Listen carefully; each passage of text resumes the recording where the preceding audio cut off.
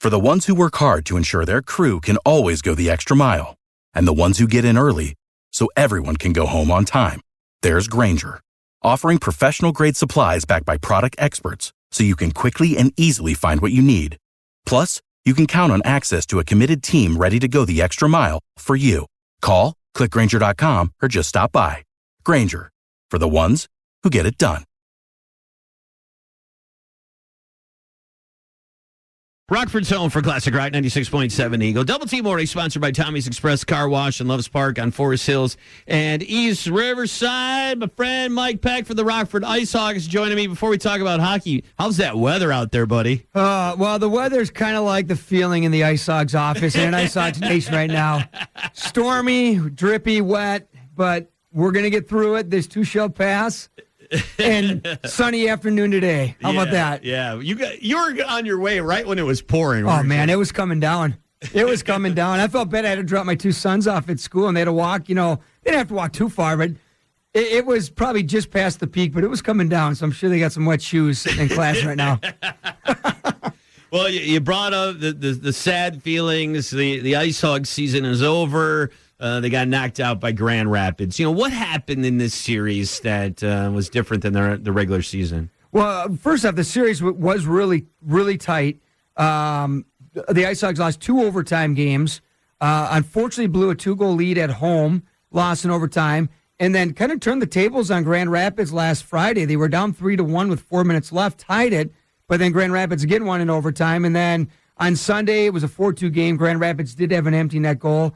I think the difference, I don't think the IceHogs, if you want to rate their play in this series on a scale of 1 to 10, 10 being their best, 1 being their worst, I think the IceHogs only played about a 7. Okay. They didn't play bad, but they just didn't have that extra tenacity in the series. And I guess to illustrate how good this IceHogs team is, they still essentially lost 3 one-goal games in this series against a really, really good Grand Rapids team. So it's unfortunate. Just, Grand Rapids, give them credit. I mean, they showed up. They were just a little bit more tenacious, I guess is the word I would use, than what the IceHogs were. They blocked just a few more shots. They closed down the passing and shooting lanes. And I know fans want to, love yelling, shoot the puck, and sometimes there's just not a shot. And it looked like there might have been lanes, but Grand Rapids did a great job of keeping their sticks active, which is a popular hockey term. Just move that stick around, block passes, block shots, just disrupt. And they disrupted a little bit more than we did.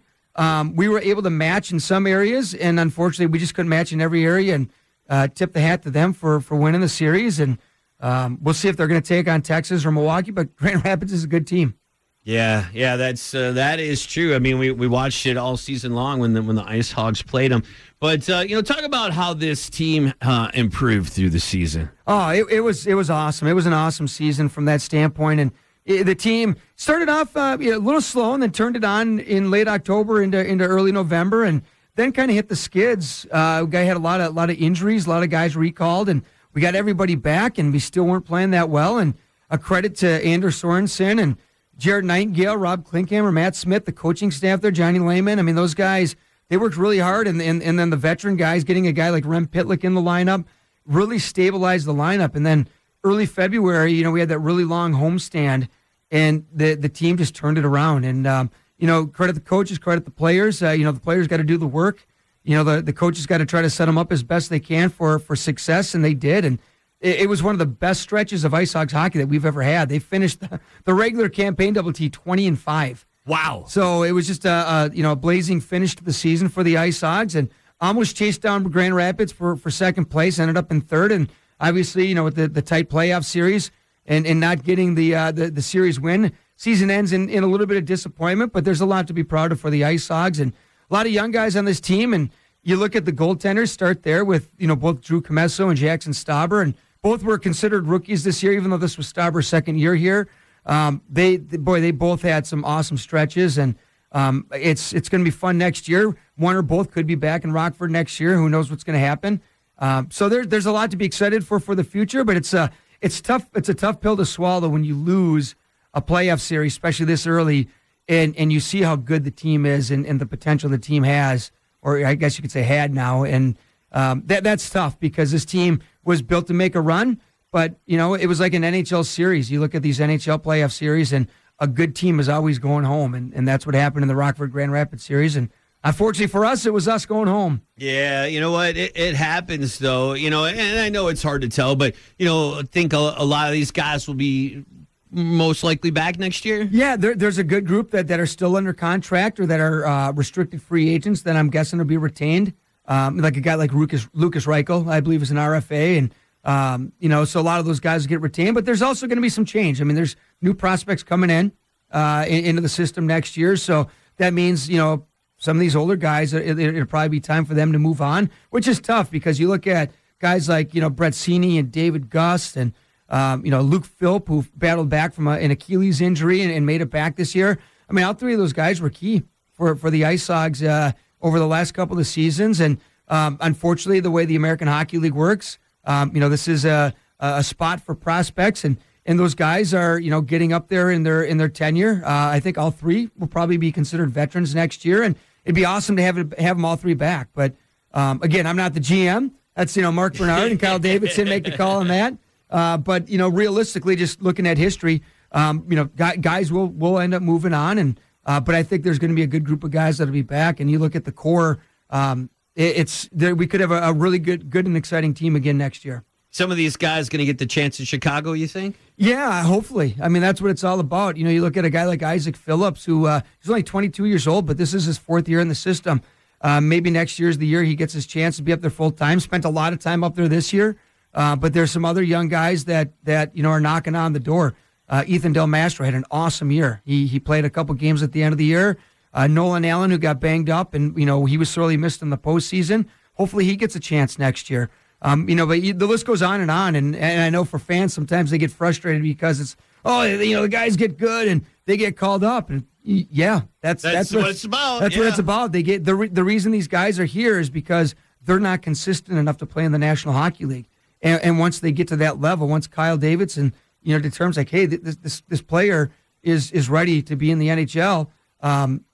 They're getting their chance, and hopefully a bunch of these guys continue to get those opportunities, and some guys will be up and down. Some guys may permanently graduate, and there may be some surprises next year too. So, but the Hawks are in an interesting spot. Big night tonight with the draft lottery. We'll find out where they'll pick in this NHL draft, and they're still building, and this is a process. And next year will still be a building year. And I know Kyle came out publicly and said, want to see progress, and I'm sure the fans do too. But it's it's one of those things where you got to have a little bit of patience. I know it's frustrating as a fan because you want to see your team win, and it was a tough year as a Hawks fan to see the struggles of the team. But it's a process, and they have a blueprint they're trying to follow, and some of it's under their control, and some of it, like the draft lottery, is out of their control. So, but I'm sure they'll get a great player in the draft and continue to build this thing. And Connor Bedard, still a pretty good player there. I'm telling you, that was that's a nice piece to have right there, and that was some luck. And the Hawks actually have the second best chance to win the lottery tonight. Last year, I think they had the third best, and they won. So there's no guarantee. I believe they can't pick any lower than fourth. Yeah, I think that's it. Yeah, so they're going to get a good player. Macklin Celebrini is the prize this year. Okay. In the NHL draft. So Celebrini, who actually played for the Chicago Steel 2 seasons ago. He was at Boston University this past year, and he's a special player as well. And so we'll see what happens. Yeah, that would be a nice addition to the lineup. So it's the off season now. The boys going home for the summer to do some training and stuff. What's going on with the team then? During I know you guys keep active in the community. Yeah. We just kind of just kick back, relax. So, well, on the team side, today's exit interview day, so guys will start leaving town here today and tomorrow. So they'll clean out locker, clean out day, all that fun stuff, and then the front office. I mean, we have a little bit of downtime, but we've already started to turn the page to next year. There's just the summer goes by so fast. Everyone takes vacations and all that fun stuff. So processes take a little bit longer because it's, this person's on vacation, so she's out, so we'll have to wait 2 weeks to meet. And so we've started on doing stuff for next year and building our promotions out for next year and all that fun stuff. But it's a time for us to catch our breath. And the season's a marathon and a sprint at the same time. It goes fast, but it's a long season. So I think everyone's ready to catch the breath a little bit here. Will there be a garage sale this summer? Oh, there will be a garage sale. We're working on some dates here. Nice. It's probably not going to be till mid-June-ish. Okay. Somewhere in there. There's a lot of things going on in the BMO here over the next few weekends. Which is good. That's great. Yeah, absolutely. So we will have a garage sale. Stay tuned to IceHogs.com or our social media channels, and we'll have it out there. And Julie yesterday was already over there starting to put stuff together. So, Mike, thanks for coming in all season. It's been great talking a little IceHogs hockey with you, and definitely looking forward to next year. Yeah, thanks, Double T. Thanks for all the support. And, hey, big shout-out to the fans. We had a sold-out crowd on Sunday. We averaged over 6,000 for the two postseason games. And thanks for all your support, Double T, and for all the listeners. I mean, we appreciate it. It was a special year. Ended a little sooner than we wanted, but it was still great. Awesome. Well, thanks, buddy. It's Rockford's home for Classic Rock 96.7 The Eagle. Without the ones like you, who work tirelessly to keep things running, everything would suddenly stop.